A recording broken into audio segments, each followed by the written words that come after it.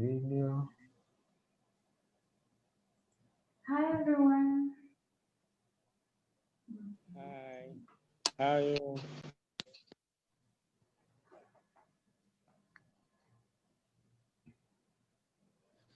Hello. Hello, how are you? I'm good. I'm good. I'm good. Who is this Hi. speaking? Is it who is speaking? Is it Alex?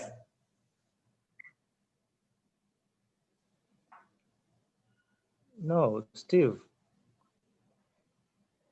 Oh, Steve. Steve. I'm Steve. Okay, good, Steve. Yeah. Are you able to see me?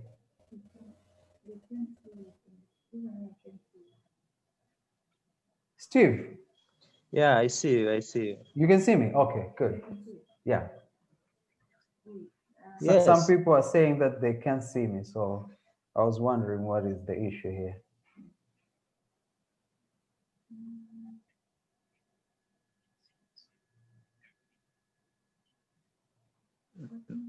Right now I can see you. I don't know why.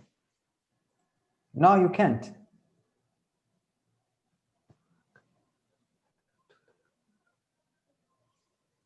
My video is on. Yes. Now I can see you right now. Okay. I don't see you. So you were saying Yeah, it's now. the issue of internet, like it's coming and going. No, it's like if Steve talks, if Steve talks, the image of Steve, the icon, the default one stays there. If you talk, you're being seen.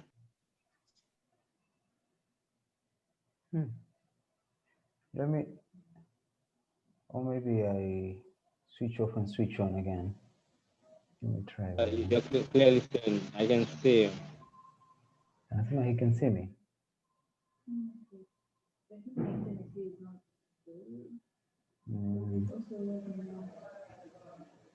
Management. Nanda.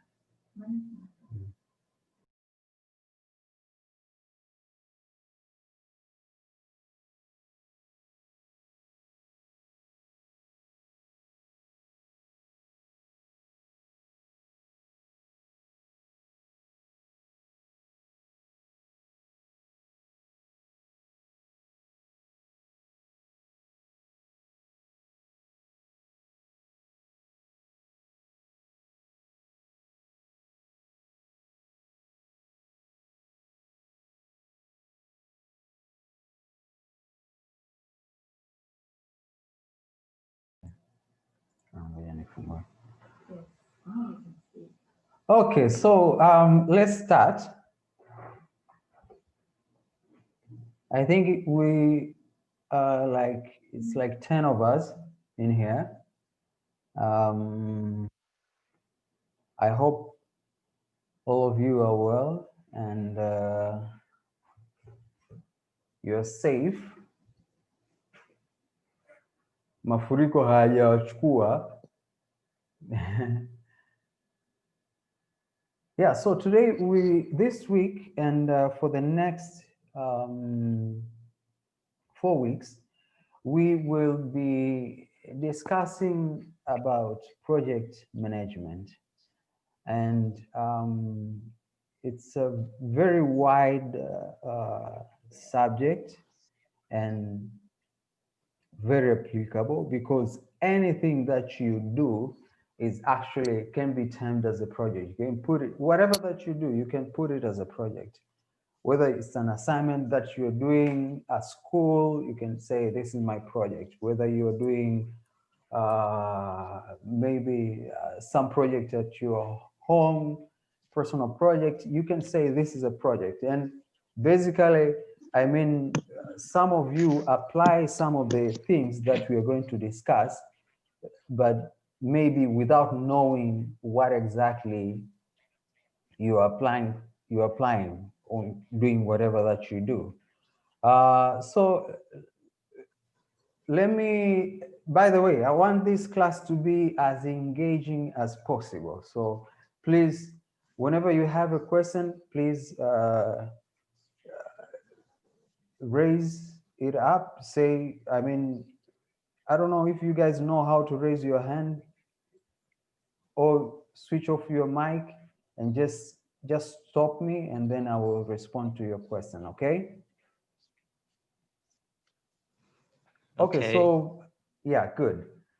And I hope all of you understand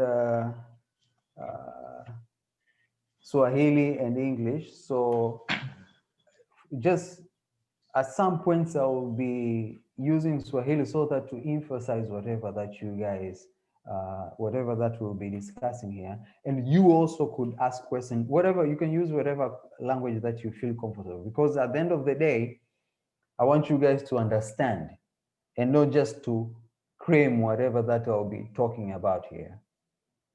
Are we together? Yes.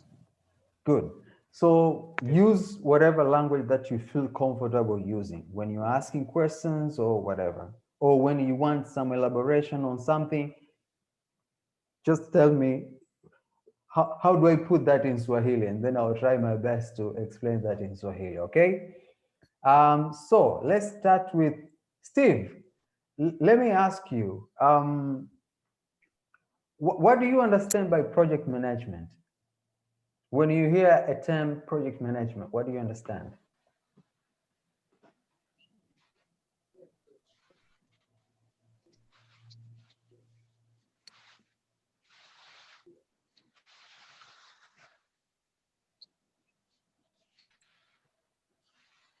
Steve, can you hear me?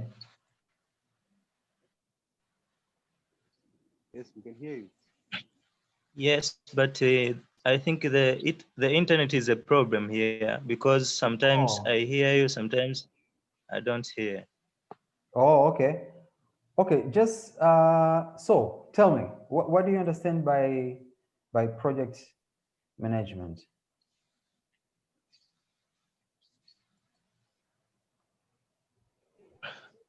Just Okay. vyovyote tu unavyoelewa project management, ukisikia hilo neno na nini, what comes to your mind? Okay, project management. Mm-hmm.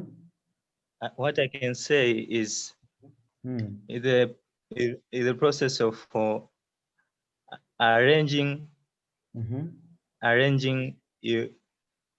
or planning to do something which I don't know what to say. Okay. Yani?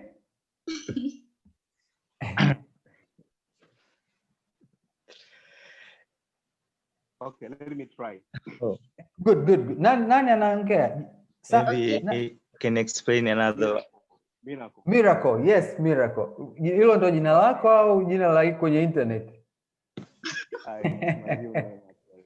Aha, Miracle, Miracle, ukisikia project management unaelewa nini wewe? Okay, this is a process, okay? Where it's a same process where somebody used to be given to achieve a certain mission. Okay.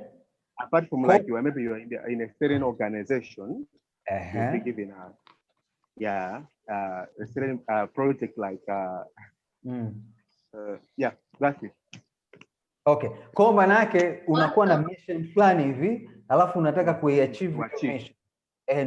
Kwa sababu unaitengenezea inakuwa project. Yes. Aha. Mwingine nani, kuna mtu alikuwa anataka kusema, si ni Sandra? Sandra. Yeah. Niambie, project management wewe unaelewa nini hiyo? For me, research and control the project so as to deliver it at a time. Say that again? Is a way which you monitoring, research, and deliver the project at a time. You can monitoring, it can be you can control the project team to deliver something at a time which is needed. Oh, okay. So James amesema you kind of have a mission, si ndio? Alafu Sandra amesema kuna naona unagusia issues za timeline, kwamba you have something and you want to put it in a perspective, you want to know when do I start, when do I end, si ndio? Yes. Good.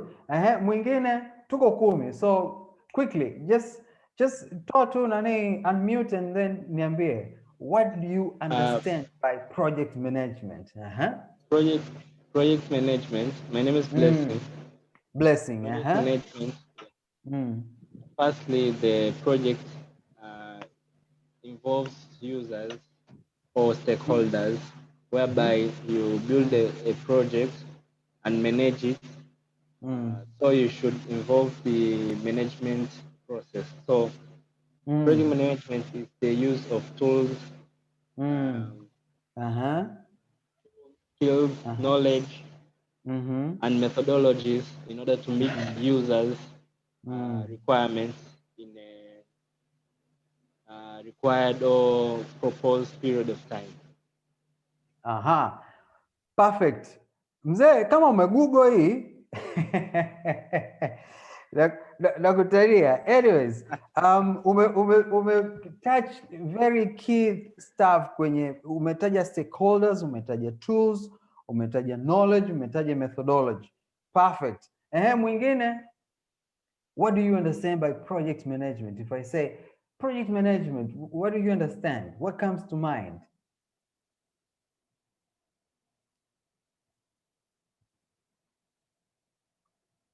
Mwingine. Deo, unatusikia vizuri? Ya, ndio nakusikia vizuri. Project management. Wewe ukisikia project management unaelewa nini? Project management is to achieve the is all the process which are included to achieve the certain goal. Either to build something or to perform a research on a certain matter. Okay. So, okay. Achieve a goal. So there is a goal which you want to achieve, and so you kind of manage how you achieve that. The project management. Yes. Good. Perfect. Yeah, and it's good. Mwingine wa mwisho. Nani anataka kusema kitu? What is project management? What comes to mind when you hear the word project management? Hello? Yes. Yeah, the way I know about the project management. So, I mean, everyone already say about the project management. It involves about the mission. It involves about the goals. It involves about also project management must have, and inside the project management, they have a project plan. So, in order, kuna plan. Yeah, they have a plan. Okay, yes. Plan. Okay. Yeah. So, in order to accomplish project management, there must have a plans, and those plans there must have, maybe there's a goals, milestones. Okay, milestone here. Perfect. Okay. So thank you everyone. I mean, kila mmoja aliyesema, James, Sandra, Blessing, Dale, you're all correct. James amezungumzia mission, plan, milestone. Sandra amesema issues za timeline. Blessing, what you want to accomplish, and those all plans is about the course which you want to. Yeah, I'm already done. Okay, good. Blessing amezungumzia knowledge, methodology. Deo amezungumzia achievement of a certain goal. Okay. What is the difference between project and a program? Can anyone tell me, mtu akisema hii ni program na hii ni project, do you understand the difference between those two words? Nixon Mkindi. Sorry. Do you understand? Do you understand the difference, or do you know the difference between a project and a program? hizo umeshajuaga tofauti zake? Difference between a project and what? A program. A program. Program, yes. Sasa sio programming ile ya kwenu ya coding, ai program.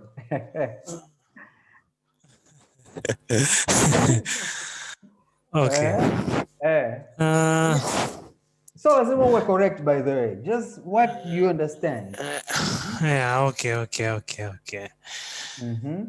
project, you know, a project is like, it is something that has to be achieved. Just like they said, a goal or something. Okay. But a program is like, it's like a session which is there to achieve something. Not like a project, but its presence. A program is to achieve a certain goal, though it's different compared to project. Okay, how different? Do you know how different that is? I think. Okay, Sandra. Sandra? Yeah, Sandra. I think project is for long-term goals and program project is for long-term goals and program is for short-term goals. Program short-term. Mwingine karibu. You have a project, okay? After having a project, you need to have a program. How can you achieve that project? Yeah. Sawa. That's on the program. Yeah, it's where you can have your plan and your time, your materials. How can you achieve that? Okay, sawa. Kuna mwingine yote ambaye anataka kusema kitu on this one, the difference between the program and a project? That's a program. It's very different from the project. That's it. Nani, kuna mtu anataka kusema kitu, namsikia. Blessing. Blessing, yes, Blessing. Okay, I can say that a project is an activity. Project is an activity. The temporary one can be short. Can be short. But program can consist a set of projects. You can have different projects. Safi. Yeah. Safi. And good. And also I can say that the program is strategic rather than the project. If you have the program, it's to be strategic. Yes. Good. Nadhani Blessing umesema vizuri. Sandra, ulichanganya tu.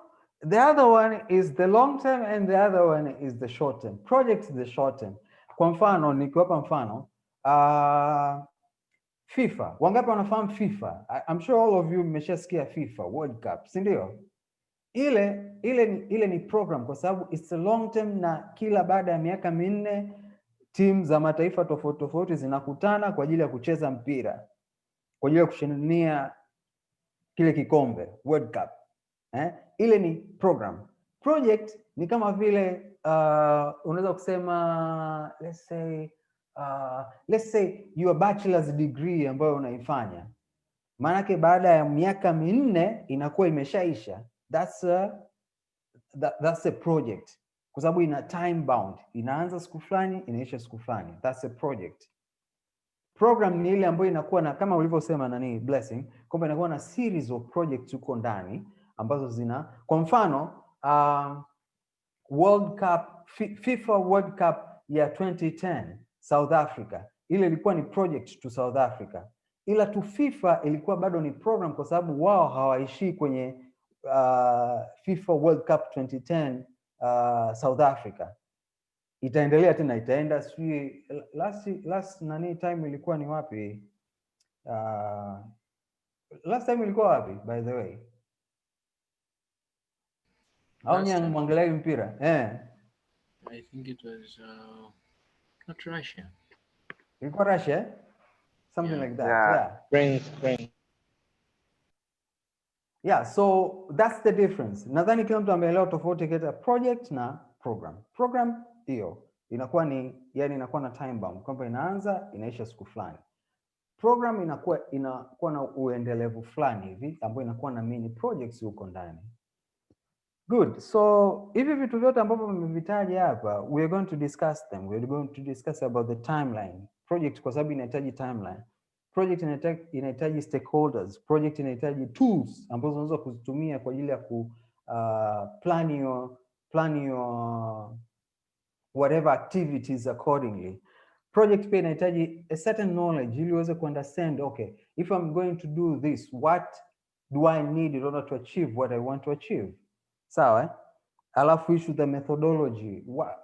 Njia gani napita ili niweze kufika ninapopataka kwa ule muda ambao nimejipangia.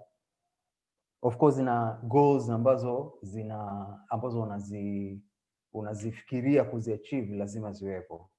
Okay, so among other things, kuna kitu kimoja muhimu sana ambacho you guys need to understand. Now, this is what we're going to actually cover for these 4 weeks of which we're going to be together. And so I encourage you and your other colleagues to participate, kwa sababu sehemu yoyote utakayoenda, you're going to do a project. Somehow, whatever that you're going to do, a certain activity ambayo ina mwanzo na mwisho, it is a project. And you're going to need this knowledge which you're going to share here in order to execute whatever that you want. Sawa. Good. So, okay. So what is a project? What are we going to cover? We're going to cover basically 5 things. What is a project plan? Kwa sababu hicho ndo kitu cha muhimu. You need a plan. Whenever you are managing a certain project, you need a plan. That's one. Purpose of a project, we're going to cover that. Also project planning, a step-by-step guide. So we're going to see a lot of steps ambazo zitakuwa zinahusika katika ku execute whatever project which you're going to have. And then we're going to have something called plan contents. You understand, you get these things later. And then planning tools, of which hizi ni very basic. Hii Gantt chart pamoja na pie chart, hizi ni very basic tools ambazo huwa zinatumika kwenye project management. So we're going to, I'm going to have every Friday, we're going to meet, and then I'm going to invite some guest speakers who are going to talk about different project tools, planning tools, which you can employ wherever you're doing whatever project which you will be doing. So this week 1, so let's start with the project plan. What is a project plan? So this is the formal or approval documents used to guide both project execution and project control. So you're going to need this. You're going to need a certain document which is going to guide you in executing whatever project which you are going to have, and control whatever that will come towards you while executing the project. And the primary use of the project plan is to document the planning assumptions, because you're going to have different assumptions that what if this happens? What if that happens? I'm going to do that in that particular time. Yeah. So you're going, you will need that. Also, you need to this project plan is also going to facilitate communication among your stakeholders. Okay, because in whatever project that you're doing, it's going to touch different people, and these different people which your project is going to touch, we call them stakeholders. So you need to establish a way of communicating with them so that they know where you are and what to achieve. And then, So with this, whatever this document should have three things: scope, what exactly are you planning to achieve? What is the scope? How big is your project?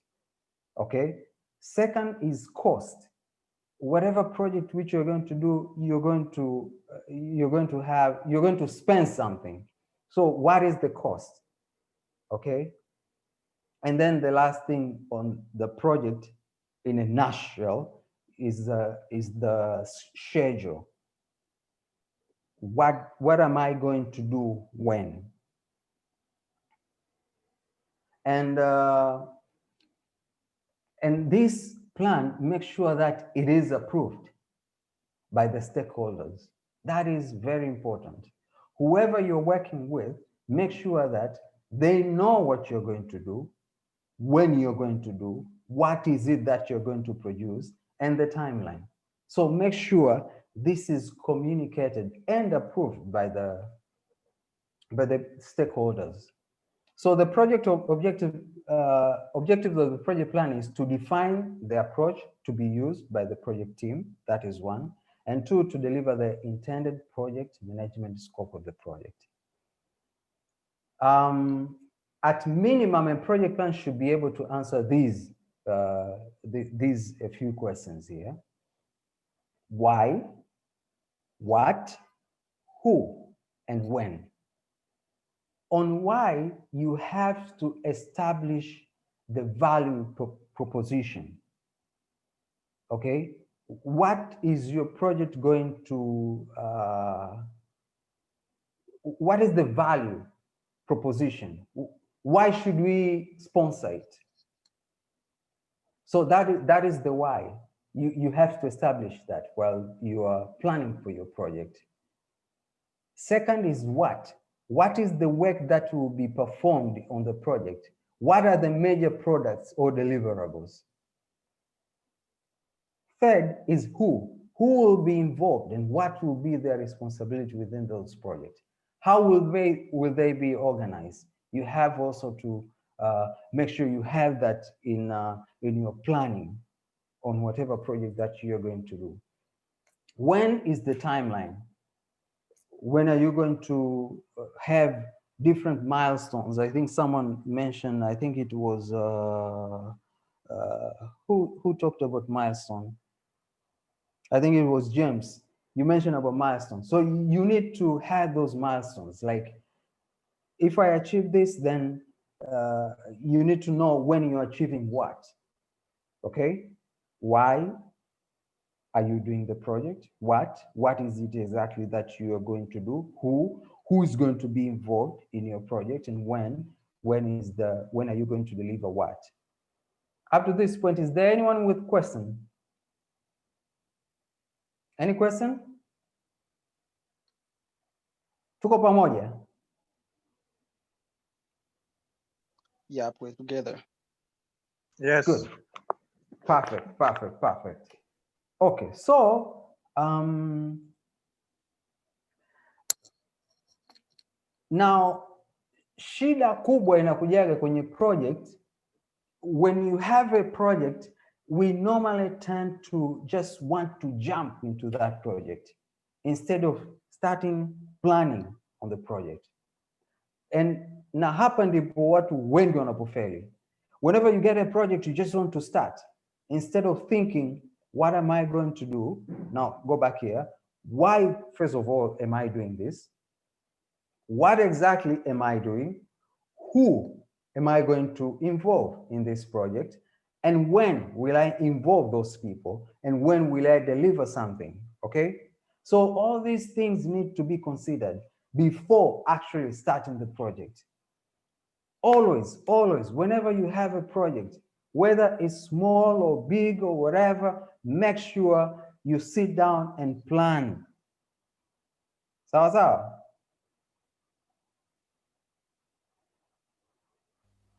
sawa? Now, step ya kwanza, while planning for a project, you need to establish project goals. A project is successful when the needs of the stakeholders have been met. This is very important. Make sure, kwa sababu chochote unachokifanya unakifanya kwa ajili ya those are stakeholders. So you have to make sure that whenever you're doing a project, wale stakeholders wako umeshawa establish kwamba kuna stakeholders huyu na huyu, na hao stakeholders hakikisha kwamba goals zao unazifahamu ili uweze kuziachieve. Otherwise utakuwa unafanya something which is not going to be used by anyone, hence wastage of time. Second, a stakeholder is anybody directly. Now, who is the stakeholders there? Ni anyone who is ambaye anakuwa impacted by the project directly or indirectly.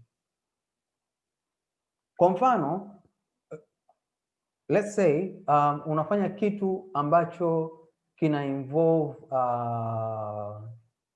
you do a certain project which involve financial issues and whatever. You have to know that at some levels the government is also going to be involved in some ways indirectly. Let's say, for instance, TRA they're going to need their tax from whatever that you're going to implement, kama itakupa profit your project. Sawa. Kingine, you need also to establish sponsors. Sponsors ni akina nani kwenye hiyo project yako ambayo unaifanya. Second is the other thing is customer. Who is going to receive the deliverables? Also the user of the project outputs. And last, nyingine tena kwenye goals zako, unavyo establish goals zako ni project manager and project team. You have to know that. Kwa wakati una establish ile goal yako, you have to consider all these things: sponsors, customers, users, pamoja na managers, project managers, pamoja na the team ambayo itakuwa involved during execution.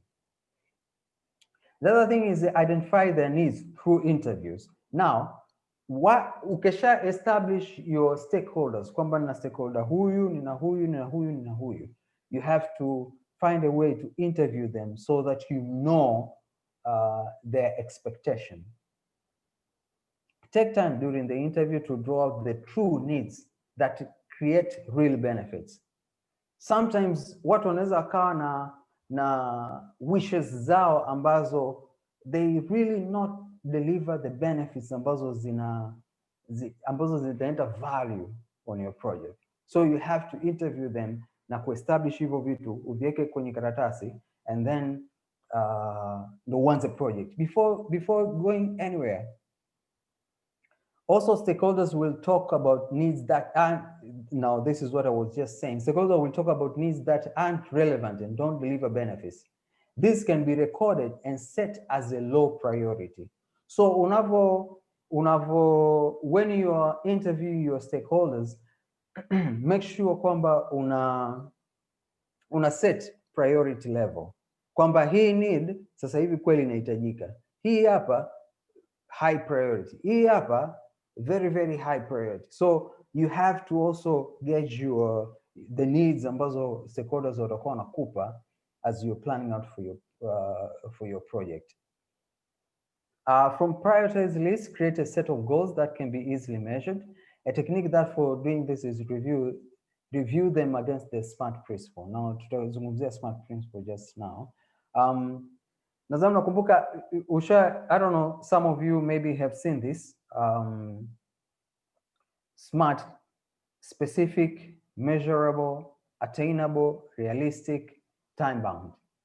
So whatever project which you do must be specific. What exactly are you planning to achieve? That is one.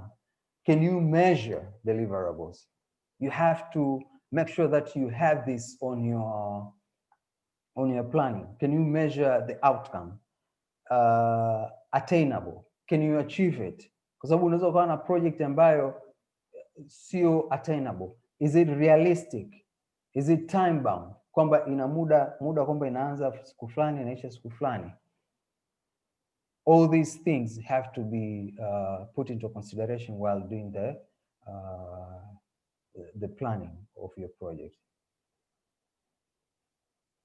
So hii ni table ambayo nadhani, because this is going to be on a platform, so you guys can access this and go through this on your time.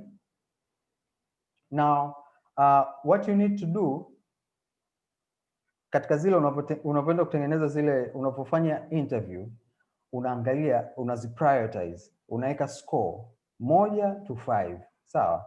Kwa mfano, mtu anaweza akakupa nadhani mnaona hapa chini, anaweza kukupa very unrealistic score. Ukishaona kwamba this is an unrealistic score, then do not proceed with the project, kwa sababu itakuwa ni wastage of time. Whatever you do, you're not going to achieve what you want to achieve. However, when the goal, no issue, very specific scope, then go for it. So easy hapa is what you need to start a project. Very strong business case can be completed within a certain time, let's say 4 months or whatever. Project scope completely within our control and influence. We can influence whoever the stakeholders who are involved. So you have to establish kwamba if I get myself into this project, the stakeholders ambao wanahusika, am I able to influence them to deliver what they have to deliver so that my project becomes successful? So you take time, go through this. It's very, very good tool ya kutumia wakati unafanya any planning of your project. Step 2 ni deliverables.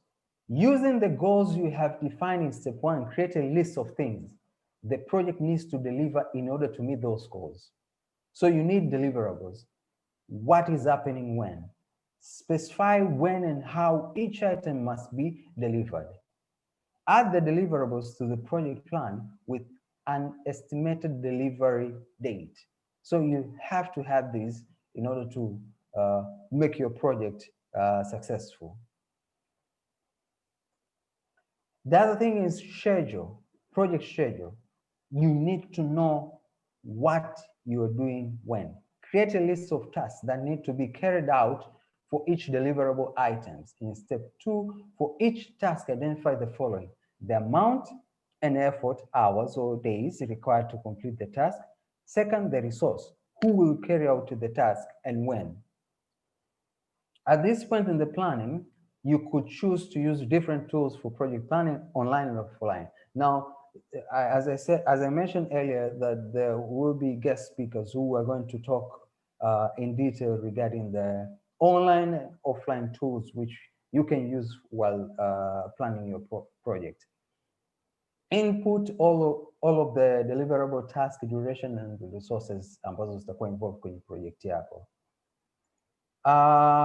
Again, a common problem discovered at this point imposed delivery deadline from the sponsor that is not realistic based on your estimates. Now, sometimes you may schedule, but when you go and present the schedule to your sponsor, whoever is sponsoring your project, anaweza kwambia hii mimi ukinipa hii project baada ya miezi 6 nitakuwa sihitaji tena. So nahitaji, if you want to give me this, I need this within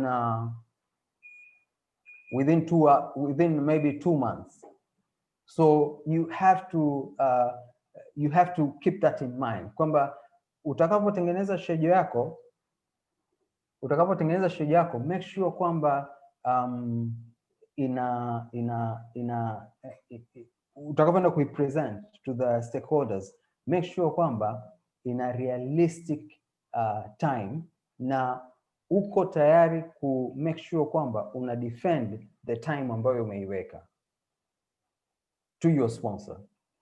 The options you have in a situation ambayo sasa sponsor anasema hii nataka iishe siku fulani, then what you can do, renegotiate the deadline. Hii of course hiyo unaweza kuifanya. Akikataa, then employ additional resources.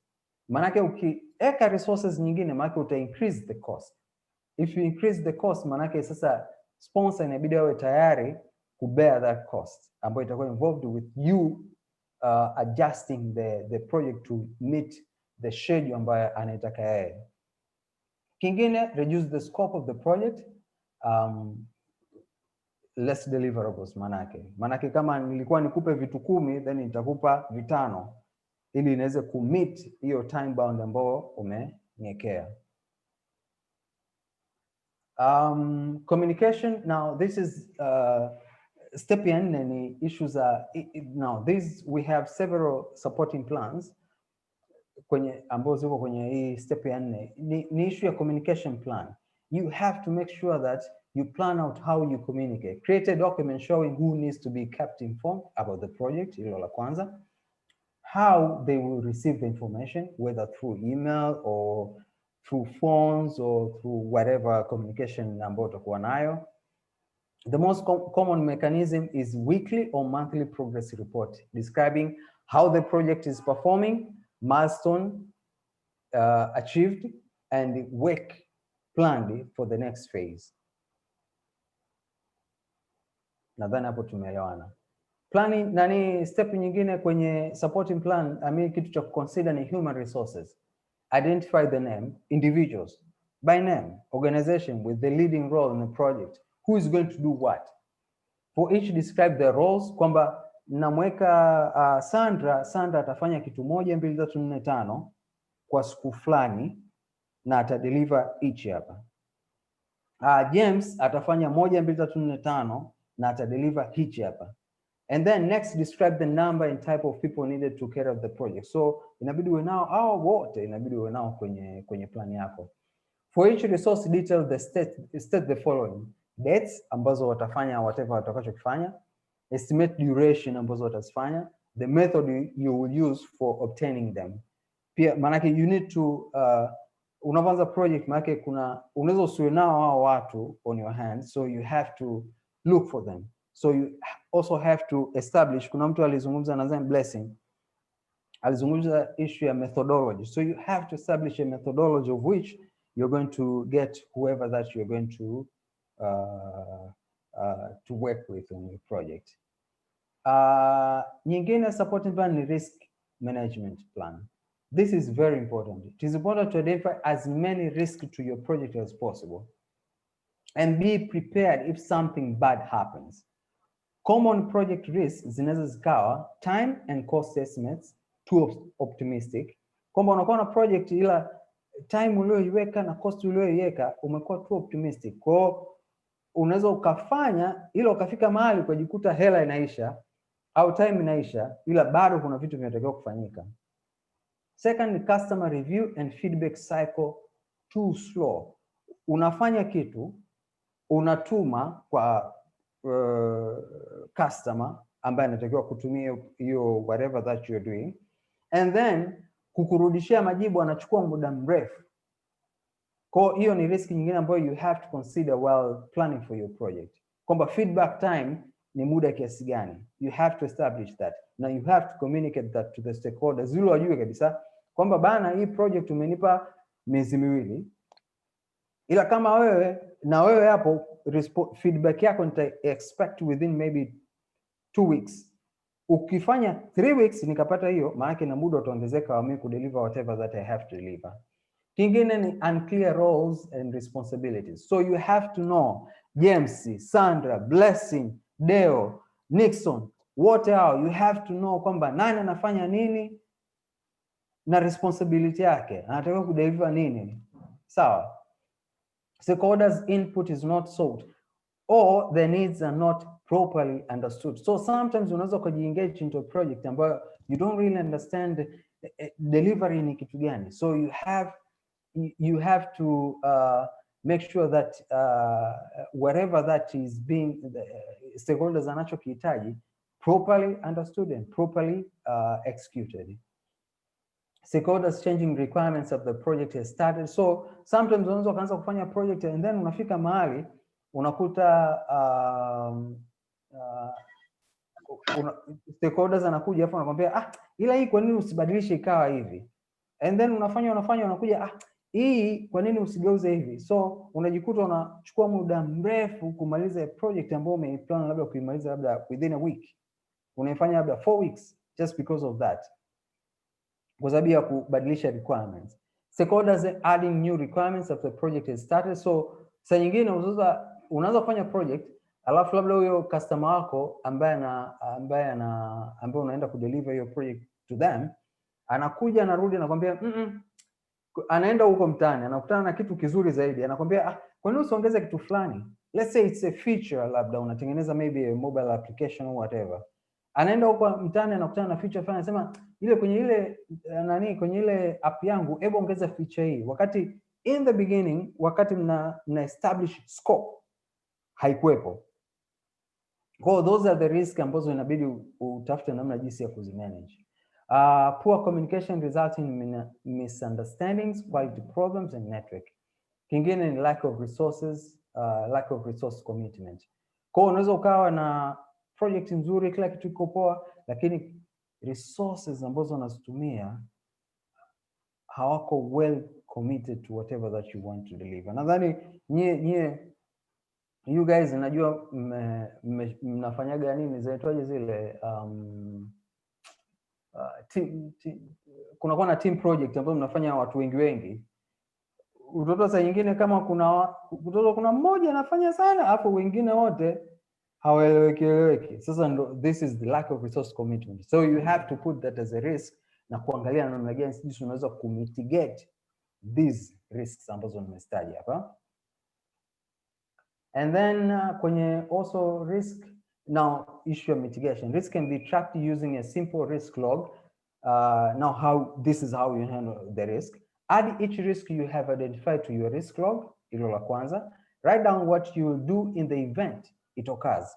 Let's say kitu fulani kinatokea. Let's say labda turudi hapa nyuma. Let's say labda unasema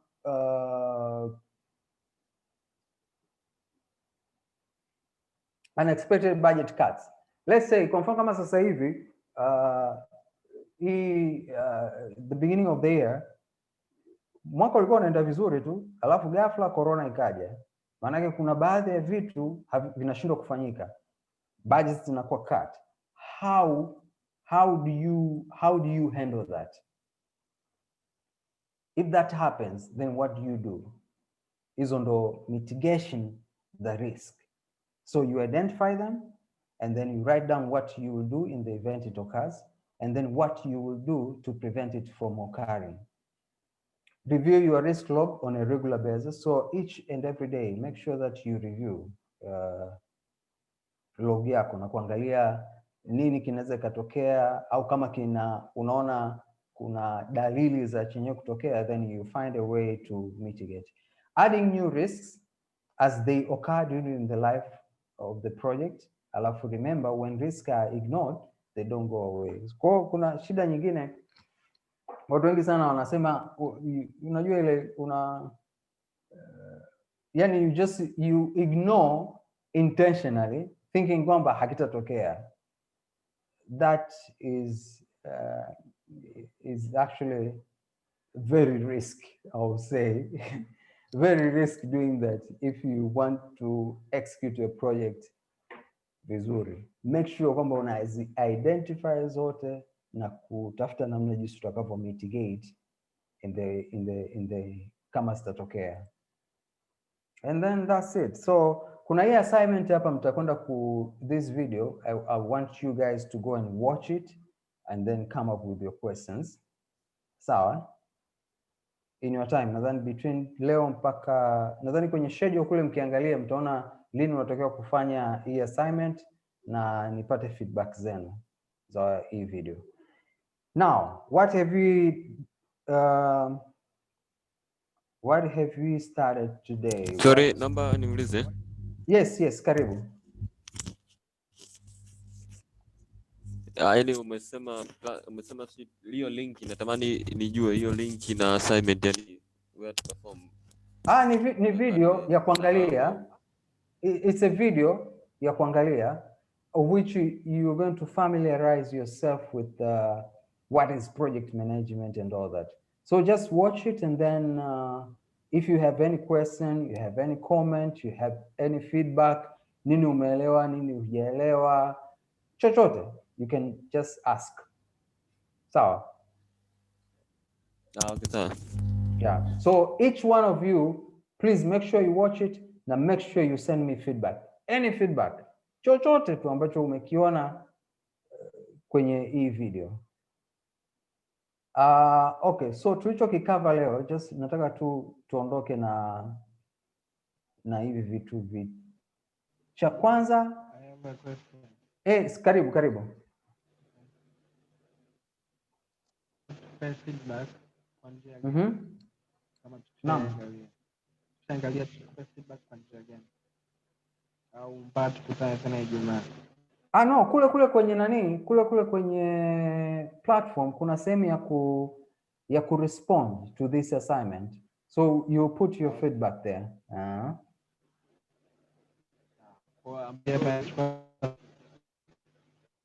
Naam? Tunachukua 3 days ya assignment. Yeah. Anytime utakaopata muda angalia, kwa sababu video yenyewe ni ndefu kidogo. So take your time, watch it and then give feedback. Sawa? Sawa. Hello. Good. So, Hello. Karibu. Hapo kwenye risk management plan na Kwenye common risk? project risk hapo sijasikia vizuri. Risk management plans. Risk management. Hapa mwisho ulikuwa unataka nini kujua hapa?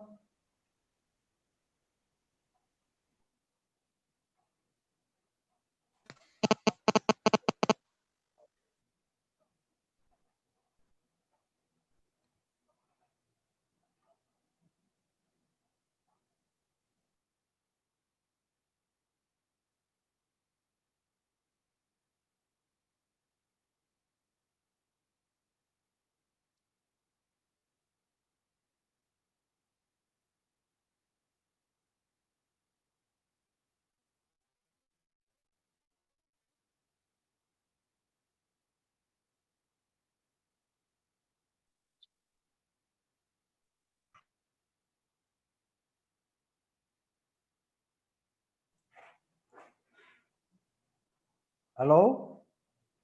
Naona amepotea, sijui network ina shida. Okay, sir. I have the question right now. Yes.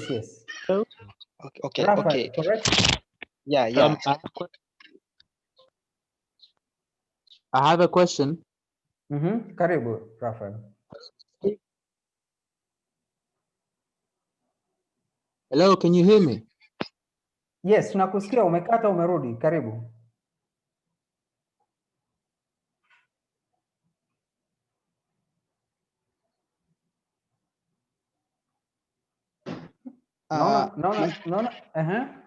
My question is this one, that I was asking on this, when you just work as a team on the certain project, and you can find there are others that when you had started planning their project, they were participating very, very good, you see. When you just started to participate, to have the participation in that project, they certainly want to skip the tasks. How can you manage those people that are doing such things? So ndo hii human resources plan. Inabidi uwe na unajua tatizo linakujaga pale ambapo you have people but you have not clearly identified who is doing what and when are they supposed to deliver what they have to deliver. Now, what will be the consequence of them not delivering what they have to deliver? Hiyo ndio inakuwa shida kubwa. So you have to identify that. You have to know kwamba huyu nimempangia kazi hii, inabidi amalize kipindi hichi, na kama asipo deliver, then these are the consequences. Na hizo consequences inabidi uzicommunicate kwao clearly kwamba if you don't deliver this, then this is the consequence. So one of the way ya kumitigate hiyo kudrop na kutokufanya kitu ambacho mtu anatakiwa kufanya ni kuwa na hizo what are the consequences? What happens if you don't deliver what we have agreed that you are going to deliver? Okay, get you well. Yeah. And can I ask another question? Yeah, sure. Karibu. Okay. Okay. Assume that you have the stakeholders that they have give you the certain project to do, and then after a while that you have been planning those things to consider while doing the project, they just want you to crash those things that you just planned before you have started the project. Therefore, I was asking, what can you do as a one who is participating on that in order to demolish maybe or to manage those things for the stakeholders? Because if they accomplish or if they demolish certain tasks, they can maybe destroy the purpose that you have intended it to do on that project. Therefore, I was asking on how can you have the relevant actions on them, because they have maybe wasting your time while you have started doing the certain project. So ndo maana from the beginning you have to let me go, where was that? Stakeholders management is very important while you're doing any project, kwamba unajua hii project is going to touch this person and that person, and it's going to impact this whatever group of people. Before starting a project, make sure you have an interview with these people to understand their expectation before starting the project.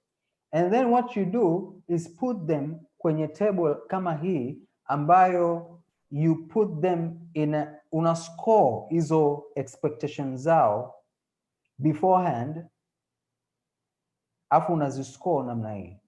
Ukishazipanga hii namna hii, unakwenda kucommunicate back to them kwamba hii priority yako labda sio very specific.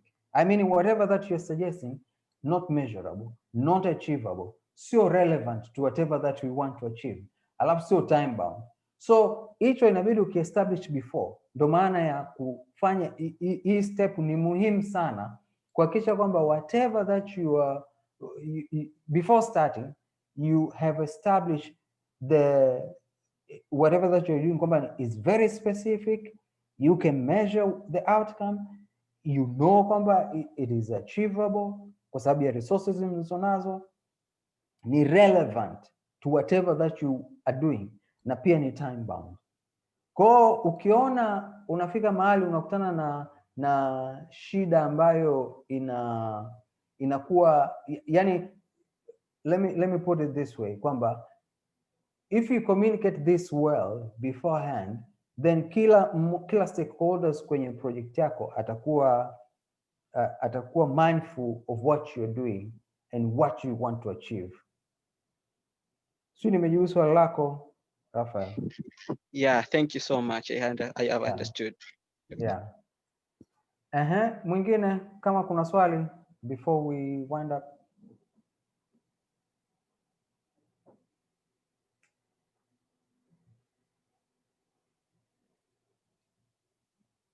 Okay, so what I want you to gather from this, kwanza, you need to have a document ambayo hiyo document itakuwa na vitu hivi hapa: scope, cost na schedule yako. Hilo la kwanza. While doing a project, before starting a project, make sure you have this document, of which this document itakuwa na hivi vitu vitatu: scope, cost na schedule. Kingine cha muhimu ni hivi: why am I doing this? What actually am I going to deliver? Ni product gani? Ni service gani?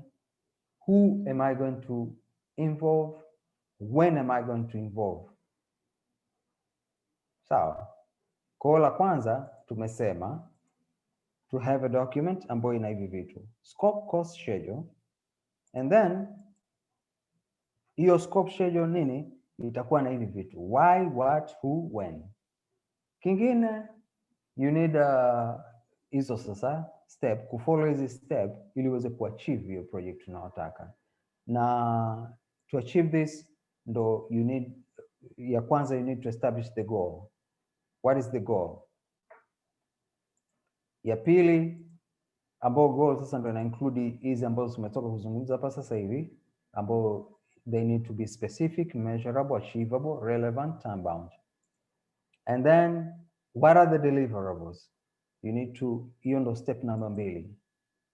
Step namba 3, schedule yake. Step namba 4 ni kuestablish communication plan.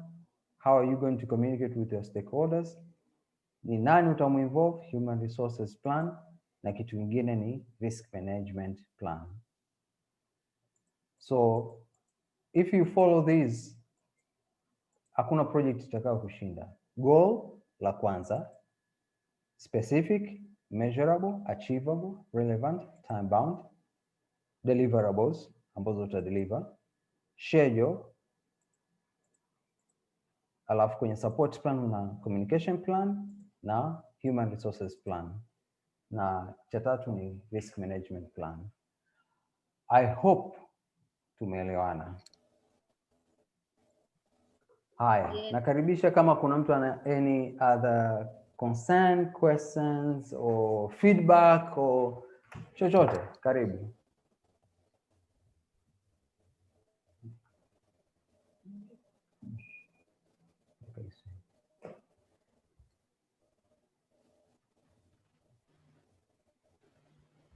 Nisikia kuna mtu kama vile anataka kuanza kuongea. Karibu Baruti. Yeah, blessing. Blessing, karibu. I will thanking you that the session was good and about the session never that. Also HR plan, but I've just I already had previously, but the HR and the plan I've gained a lot today. Okay, good to hear. Good to hear. Anyone else with feedback, questions, concern?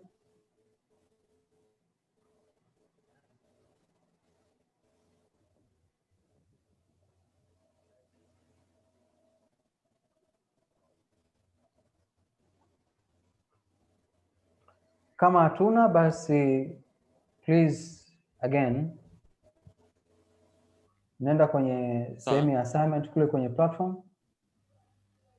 Yes, kuna mtu alikuwa anataka kusema kitu? Ndio mimi nachouliza, yani hapa najaribu ku unasema sehemu ya kuna kwenye platform. Sasa sijui kama unaweza ku link, sijui niweze yani namna ya kufika kwenye platform, naona nimesahau au nini. Basi ngoja hiyo nani Sharon atawaelekeza namna jinsi ya kufikia hii assignment na kujibu. Sawa eh?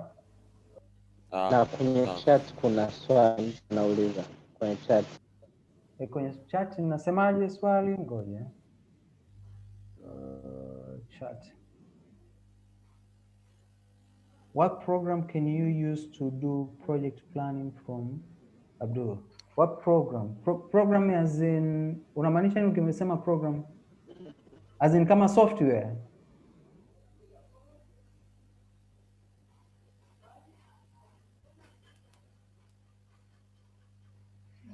Abdul. Oh, as a software. Okay. Ziko nyingi sana. Ndo nimesema kwamba kila Ijumaa kutakuwa na guest speaker ambao they're going to talk about different tools which you may use for project planning, project management. Kuna ambazo zinaitwa Monday, kuna Asana, kuna a lot of softwares out there ambazo zipo. na nyingine kwa sababu nyingine ni maprograma unaweza hata ukatengeneza wewe mwenyewe kulingana na project yako jinsi ilivyo. So that is going to be talked about on Friday. Friday we'll just talk about tools kwa sababu ziko nyingi sana, so they'll touch based on different few tools ambazo mnaweza mkazi familiarize yourself na kujaribu kuona kama mnaweza kunani. Ziko nyingi sana, nyingi sana. Okay, sir, I have a question right now. Yes. Yeah, I was asking on the concept of research.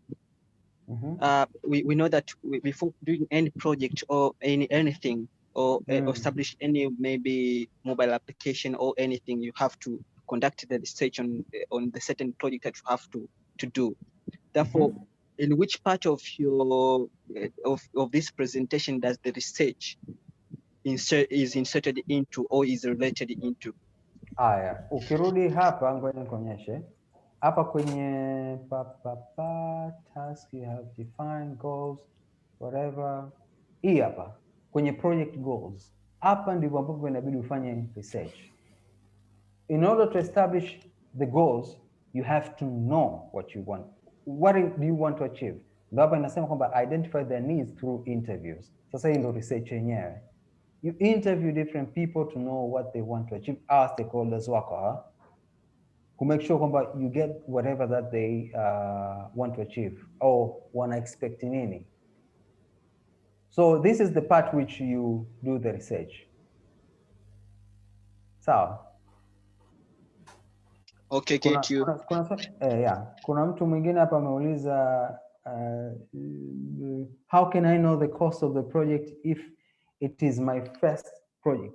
So kama ni first project yako, how do you know the cost?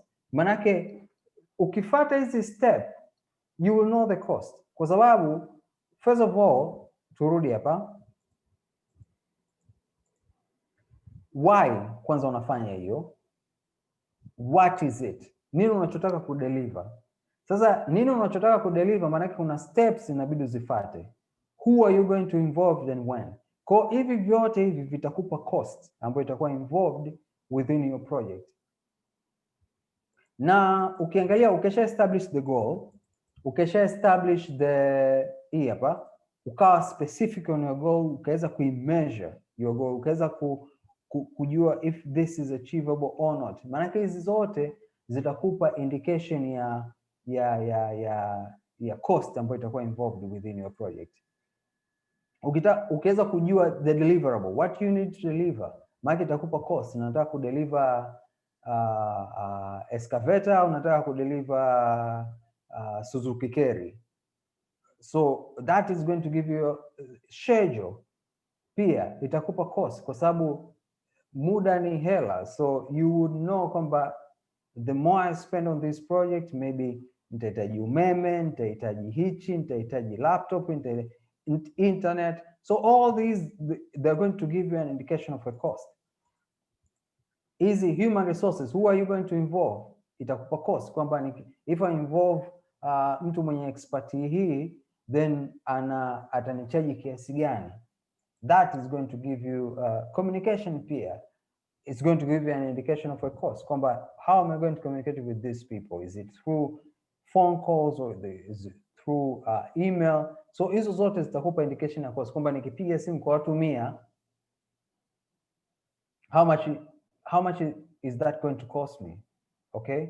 And then kwenye risks, hizi risk of course zitakupa pia indication ya cost. Kwamba kama kitu fulani kikitokea, then how do I mitigate that risk? Itakupa indication ya cost kwamba how much would I need in order to achieve whatever that I want to achieve. Na ukiangalia hapa nyuma pia kwenye slide yetu nadhani ya kwanza au ya pili inazungumzia hivi vitu, yes, ambayo ina scope, cost na schedule. Kwa cost lazima iwe established before starting a project. Now how would you know? Ndo hivyo vitu sasa, if you follow the steps zitakwenda kutupa itakwenda kukupa ni nini utakachokihitaji na cost, how much itahitajika ili uweze ku execute whatever that you want to execute. Swali jingine kwenye chat hapa, sorry, I think I have Yeah, na pia Sandra, although, sorry, I think you have to research. Yes, of course, you have to research. Nadhani Sandra pia amejibu vizuri hapa. Yeah. Any other question, concern, feedback before we wind up? Na Sharon atacheki ili mweze how to, kama umeshasahau jinsi ya ku access hii assignment. Nadhani ataenda kutuma link to your email and then so that you can access it. Good. Oh, okay. Ngoja Sharon atashare screen yake ili aonyeshe namna jinsi mtakavyo access. I think we are good. Na thank you. It was good having you guys. Thank you.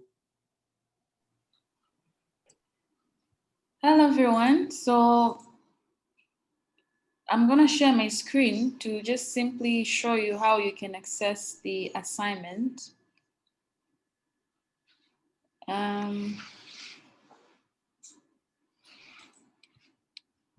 So you have to log into the platform, which I believe all of you have already logged into.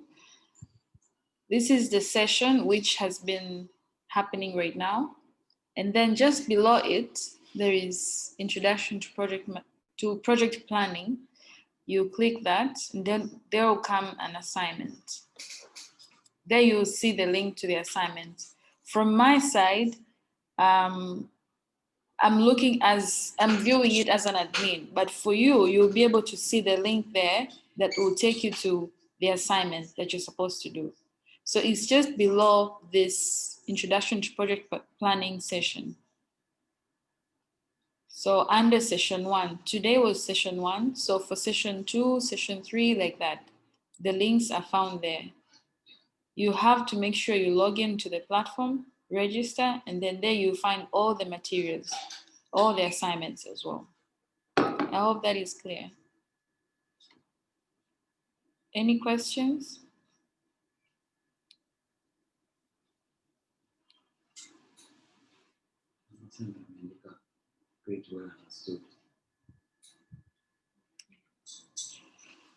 Okay then, so this has come to an end. We'll come to an end of our session, and we'll see you all tomorrow, same time, 5 p.m. Please connect on time so that we'll start on time, and please share with your friends and fellows who you know and you believe they will be impacted by these sessions. We'll need more and more people to join the sessions. So if you know your friend is somewhere and has forgotten about this, please share the link when we share with you guys. Thank you very much and wish you a lovely evening.